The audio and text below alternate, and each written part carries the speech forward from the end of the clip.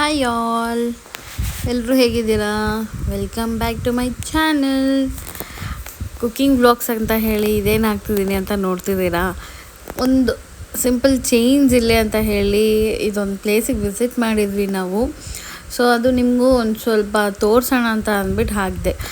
May be interesting ಇರ್ಬೋದೇನೋ ಅಂತ ಹೇಳಿ. ಯಾವಾಗಲೂ ಕುಕ್ಕಿಂಗ್ ವೀಡಿಯೋಸೇ ಹಾಕೋದ್ರಿಂದ ಬೋರ್ ಆಗುತ್ತೇನೋ ಅಂತ ಒಂದು ಥಿಂಕಿಂಗಿಂದ ನಾವು ಎಲ್ಲೆಲ್ಲಿ ಹೋಗ್ತೀವಿ ಅಂತ ಅದನ್ನು ಕೂಡ ಆ್ಯಡ್ ಮಾಡ್ತಿದ್ದೀನಿ ಇನ್ಮೇಲೆ.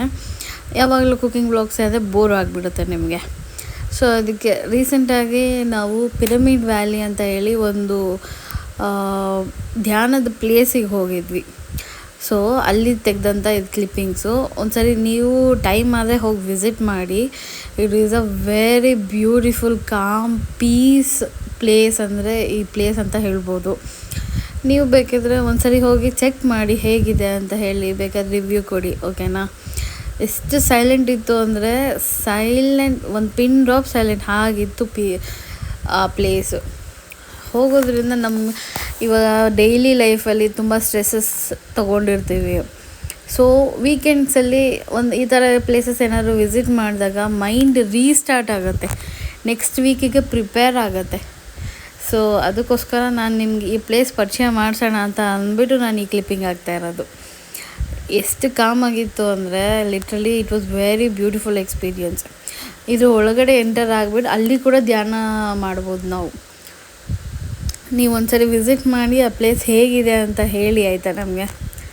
ನನಗಂತೂ ತುಂಬಾ ಇಷ್ಟ ಆಯಿತು. ಅಷ್ಟು ಕಾಮ್ ಪೀಸ್ ಪ್ಲೇಸ್ನ ಎಲ್ಲೂ ನೋಡಿರಲಿಲ್ಲ. ಸೊ ಅದಕ್ಕೆ ನಿಮಗೂ ಒಂದ್ಸರಿ ತೋರಿಸೋಣ ಅಂತ ಅಂದ್ಬಿಟ್ಟು ಹಾಕ್ತಾಯಿದ್ದೀನಿ. ಒಂದ್ಸರಿ ಚೆಕ್ ಮಾಡಿ, ಓಕೆನಾ? ಪಿರಮಿಡ್ ವ್ಯಾಲಿ, ಕನಕಪುರ ರೋಡಲ್ಲಿ ಬರುತ್ತೆ ಅದು. ಇದೇನು ಮತ್ತೆ ಅಡುಗೆಗೆ ಬಂದೆ ಅಂತ ನೋಡ್ತಿದ್ದೀರಾ.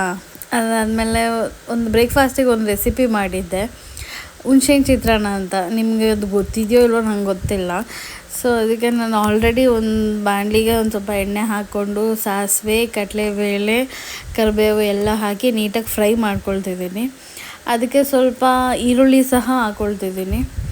ಒಂದು ಸ್ವಲ್ಪ ನೀಟಾಗಿ ಸಣ್ಣಗೆ ಕಟ್ ಮಾಡಿ ಇಟ್ಕೊಂಬಿಟ್ಟು ಹಾಕ್ಕೊತಾ ಇದ್ದೀನಿ.